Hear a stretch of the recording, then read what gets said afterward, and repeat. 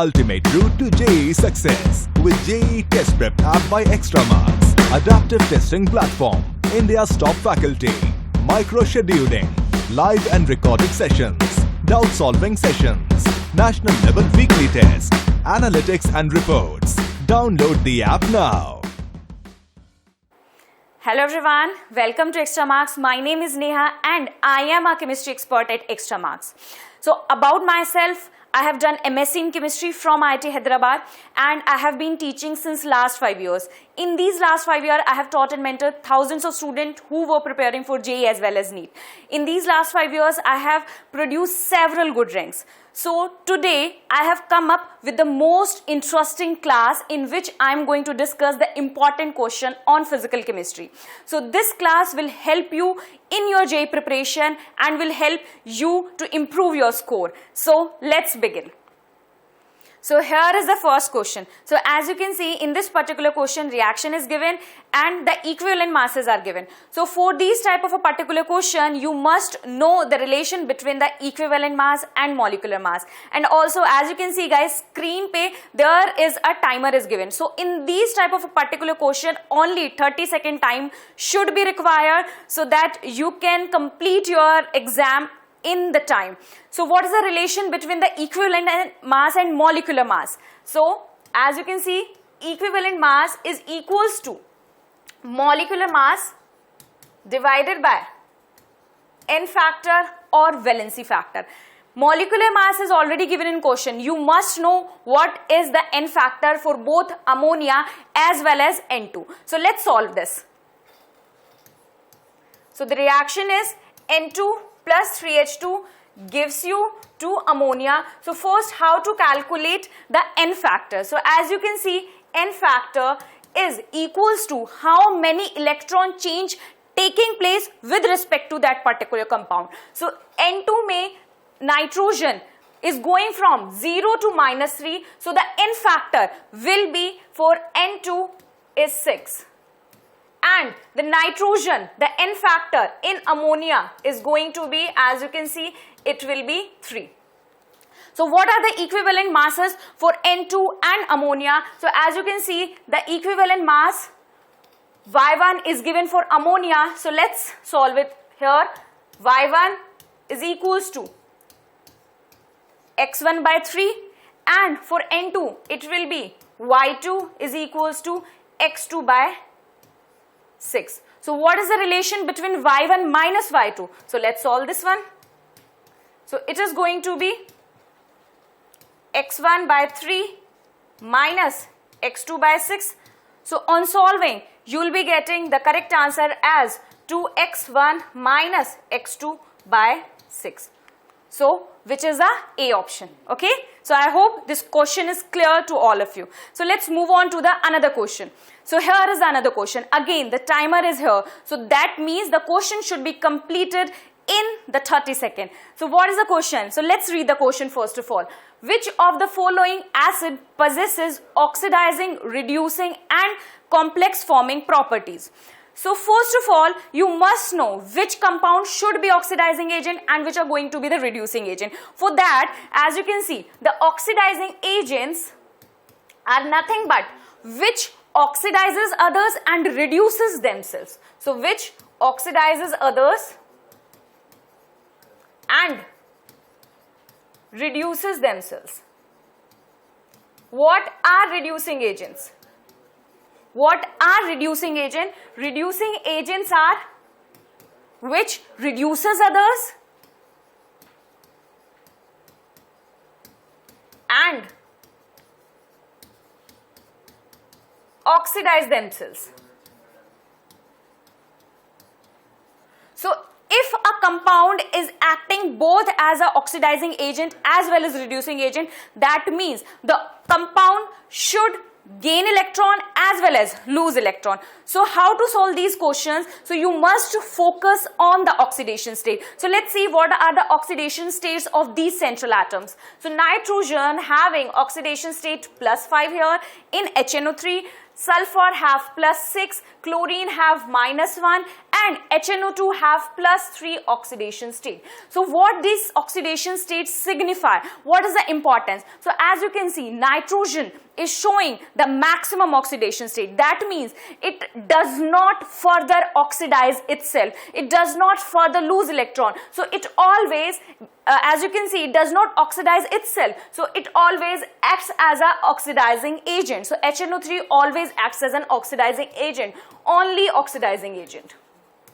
Similarly with H2SO4, so it present in its maximum oxidation state, never loses electron, never oxidize itself. So it always exists as only oxidizing agent. Talking about HCl-, so it presents its minimum oxidation state. That means it always loses electron. It cannot accept electron. So it cannot accept electron. That means it always work as a reducing agent, never oxidizing agent. So for this one, we can say it only acts as a reducing agent. Now coming to HNO2 part, so it present in +3, means it can gain electron and as well as it can loses electron. So it can work both as oxidizing as well as reducing agent. So our correct answer is going to be the D option, as you can see here. So I hope this question also clarify to all of you. So let's move on to the another question. Here it is. Okay, so as you can see on your screen, the reaction have been given and they are asking what is the relationship between the activation energy of these two reactions. So how can you solve these type of a question? So as you can see, what is the relation between these two reactions? Can anybody tell me? Yes, the relation between these two reactions is the below reaction is half of the above reaction. That means only the stoichiometry have been changed in these reactions. So if I am just trying to write the K of the first reaction, it is going to be K1, and for the another reaction it is K2. So what is the relation between K1 and K2? Can anybody tell me? Yes. So whenever the K is changed, whenever the stoichiometry is changed, the K also changed, and the relation between K1 and K2 is going to be, so K1 will be equals to K2 square. So whatever the stoichiometry, so it comes as a power. So I hope everybody knows about this concept.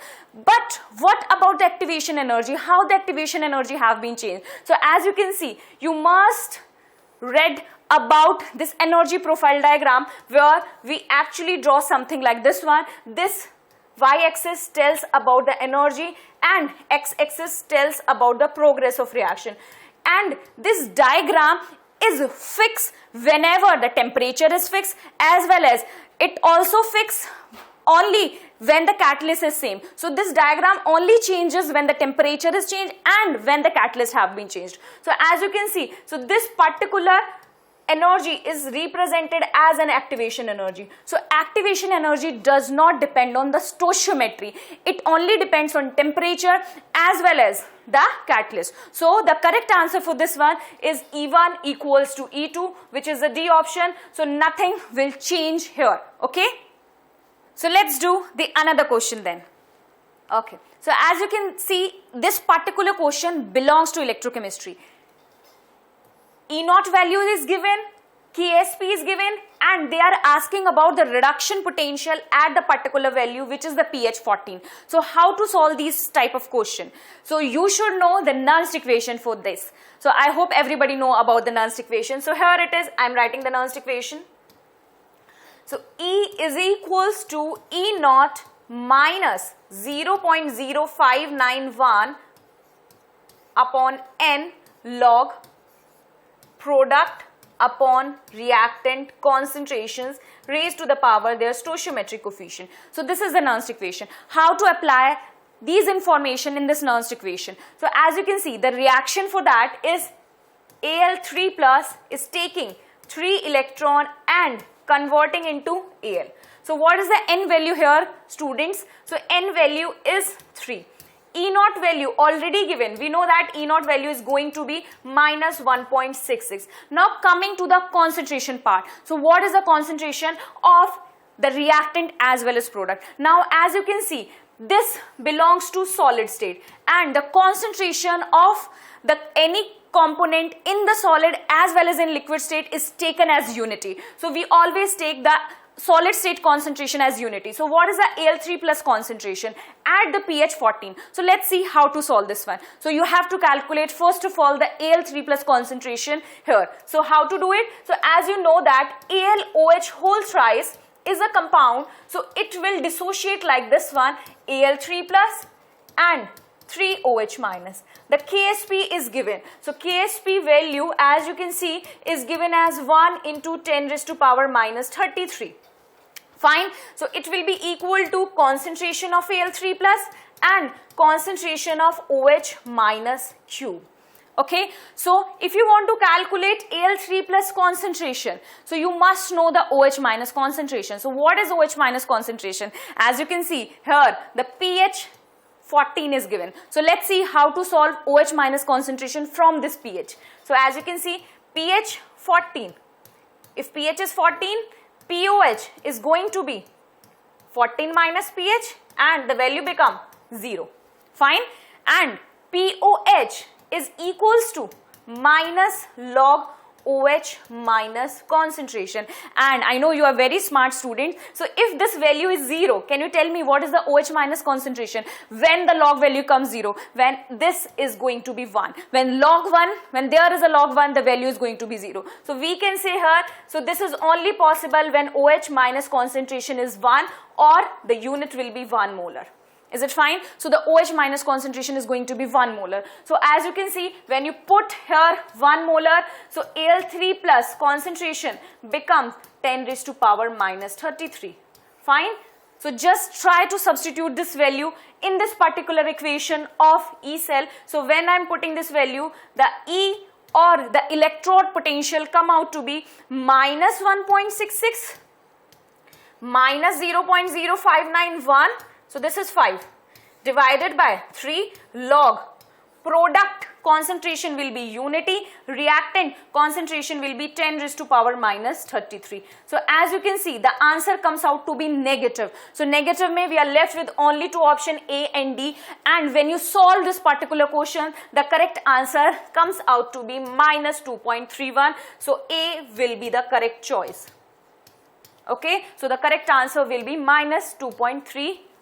So I hope this question is clear to all of you. Okay, so here it is. So as you can see, this particular question belongs to chemical equilibrium, and if you look carefully at this particular question, so this is a Le-Chatelier principle based question. Now the reaction is given and they are asking, so when the reaction is favored in the forward direction. So there are 4 options given. So let's see how to solve such type of a question, because if you see the history, many times JEE have asked the question based on the Le-Chatelier principle.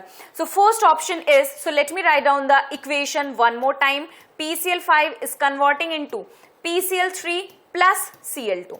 So the first question is introducing inert gas at constant volume. So guys, I just want to tell you, please remember this particular statement. Whenever inert gas is added at constant volume, nothing will happen. There will be no effect, no effect. Just keep this in mind. So I am just again writing down here. So please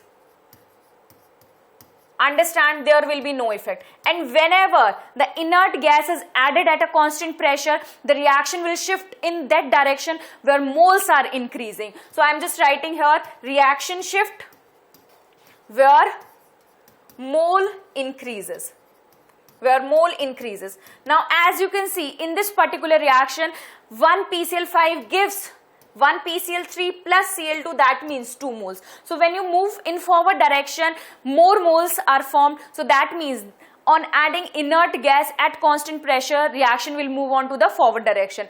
Coming to the third point, so that means second option is the correct choice. Now coming to the third option, decreasing pressure of the reaction mixture. So what does Le-Chatelier says? Le-Chatelier says whenever there is a change in chemical equilibrium, so whenever there is a change in chemical equilibrium, the reaction will shift in that direction where that change can be minimized. So if you are decreasing pressure, reaction will shift in the direction where that pressure can be increased. And now you know, for ideal gas, pressure is directly proportional to moles. So if moles are increasing, pressure also increase. So that means the reaction will shift in this particular reaction in forward direction whenever the temperature is decreased. So that means the third choice is also correct. Now let's look at the fourth option also. By adding PCl3 to the reaction mixture. So what is PCl3? PCl3 is a reactant here. So whenever you are adding reactant at the chemical equilibrium, so what will happen? Reaction will shift in the direction where the reactant concentration decreases. And when the reactant concentration decreases, when the reaction move on to the backward direction.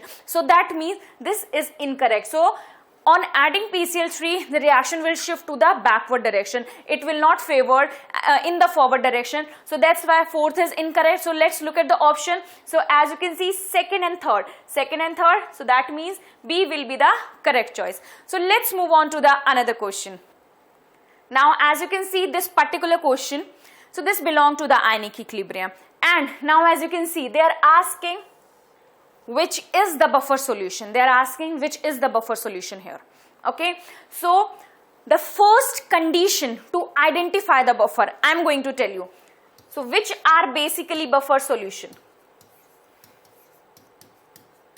Is first weak acid plus its conjugate ion or conjugate salt or its salt, or you can say weak base plus its conjugate ion and its salt or its salt. For example, weak acid like CH3COH plus CH3CONa, if this combination is given, so we will call it as a buffer. Similarly, the weak base like, as you can see here, NH4OH plus its conjugate salt, its salt is NH4Cl. This combination is called as buffer. Okay, so these are the most important condition to identify the buffer. So another condition to identify the buffer is, as you can see, whenever you are mixing a weak acid plus strong base, the equivalent of weak acid should be greater than strong base. This will give you a buffer solution. Similarly, whenever you are mixing a weak base plus strong acid, the weak base equivalent should be greater than strong acid. So every time the weak part should be more than the strong part. So this will give you the buffer. So as you can see in these options, please try to find out the equivalents. So first here in this particular option, the equivalent of NaOH is 1. In this particular part, the equivalent of HF is also 1. So HF is a weak acid. Let me tell you first of all. So it is a weak acid.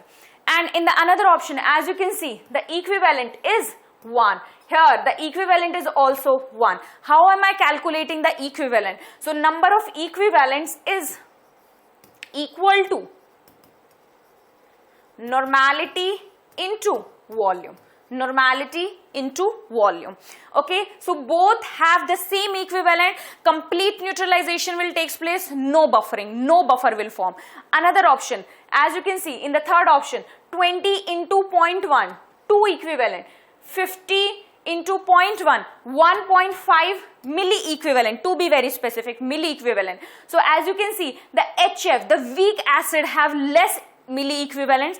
That should be more if you have to form the buffer. So this solution is also not buffer. Now coming to the another option, D option. So now as you can see in this particular option, the milli equivalent will be 1.5 and it is going to be 2. So weak acid have more equivalent than the strong base. So yes, this will be a buffer solution. Okay, so D will be the correct option. So J have a very specific way of asking which solution is basically buffer. So you can use these two conditions to identify the buffer. Okay, so I hope this question is clear, this topic is clear to all of you. So let's move on to the another question. So as you can see in this particular question, I have already given the timer. So this type of question should be ended in 30 seconds. And the question belongs to the solution chapter and they are asking the osmotic pressure of the equimolar solution of urea, BaCl2 and AlCl3. What is the order of osmotic pressure? So you must know what is the relation of osmotic pressure. Osmotic pressure is pi and is equals to ICRT. In this particular question they are saying equimolar. Equimolar means all of them have the same number of mole. So concentration value is fixed, is same. is same for all the three solution. So pi will dependent only on I. So as you can see, pi will be directly proportional to I. If I increases, pi also increases. So now as you can see, for the urea does not dissociate. Urea does not dissociate, so its value becomes 1. And if anybody asks you what is the relation of I and alpha, so how can you calculate I? So I is equals to 1 plus alpha n minus 1. So n is in how many ions we are dissociating or the compound is dissociating. Alpha is the degree of dissociation. So for these type of question, when alpha value is not given, so you have to consider alpha is 1 here. Similarly, when you calculate for BaCl2, considering alpha as 1 and n value becomes here 3. So I will come out to be 3 for this one after solving. Similarly, we will do for AlCl3. So as you can see, for AlCl3, it will be Al3 plus 3Cl minus, and its I value comes out to be 4 after solving and putting in that formula. So now as you can see, the maximum I is for AlCl3. So AlCl3 will have the maximum osmotic pressure, then BaCl2 and then urea. So which is our correct choice is A. Okay. So I hope this question is clear. So let's move on to the another question. Here it is. Okay, so this question looks very complicated, but yes, it is very simple. Once you understand the concept, you can solve these questions very quickly in a perfect way. How to solve this one? So as you can see, this question belongs to the gaseous state, and in this particular question, so let me read the statement for all of you. So they have given 2 bulbs are taken and the volume is same, and ideal gas is initially at pressure Pi and temperature is T1, and both are connected. So now as you can see, the temperature of one of the bulb is increased to T2, then you have to calculate the final pressure. Also it is quite visible in the diagram also. So as you can see, initially temperature was 1, pressure was same, volume was same. Then what they did, they have increased the temperature of the one bulb, keeping the other bulb constant. Now they are asking what is the final pressure. How to solve these type of question? So now as you can see, in this particular question, so there is no leakage in these bulbs. So that means the moles remain constant. The moles of gas are not going anywhere. So the gaseous molecule will remain same, or we can say that the mole of gas will remain same. Now as you can see, please try to understand, these questions are very important for the JEE preparation. So before, when nothing was happened, so when nothing happened, what was the condition before? Let's calculate the total moles. So how to calculate the total moles? If you know that the gas is an ideal gas, so we know that PV equals to nRT and N will be PV by RT. So total moles will be equals to moles of bulb 1 and moles of gas in bulb 2. So it will be equals to P1V by RT1 or P initial V by RT1 plus P initial V by RT1, sorry. As you can see the equation, okay. So now when you calculate total moles, it becomes 2 P initial V by RT1. Is it fine? So this was before. Now coming to the after, when the temperature is increased. So what are the moles? So I am just writing after. The moles also remain same, N1 plus N2, and how to calculate moles now? So as you can see, in condition 1, in bulb 1, P final V T1. So I am just putting P final V T1, and this become P final V by RT2, because in bulb 2 temperature have been increased to 2. Fine. So now as you know, the moles before and after should remain constant, as like I told you before. So now we can say NT before should be equal to NT after. So let's put the values. So initially it was 2P initial V by RT1, and after it was P initial V by P final V RT1 plus P final V by RT2. So on solving, so P final comes out to be, now as you can see, so its value comes out to be A. After solution, so 2P initial I have already solved, you guys also solve this one, T2 divided by T1 plus T2.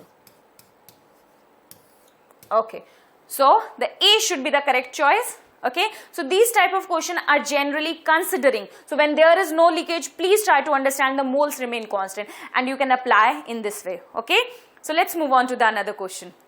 As in this question, you can see this question belongs to atomic structure, and the potential difference is given, mass is given, charge is given, and they are asking what is the value of H by L, and L is the wavelength here. So let's see how to solve this question. You must know the relation is lambda is equals to H upon mv, and also kinetic energy is given as half mv square, and this is equals to 1 electron volt. Now as you can see, mv square will be equals to 2 ev, cross multiplying it, multiply by m both sides, so it become mv square and it become 2 mev. Taking square root, the value becomes mv is equals to root 2 mev.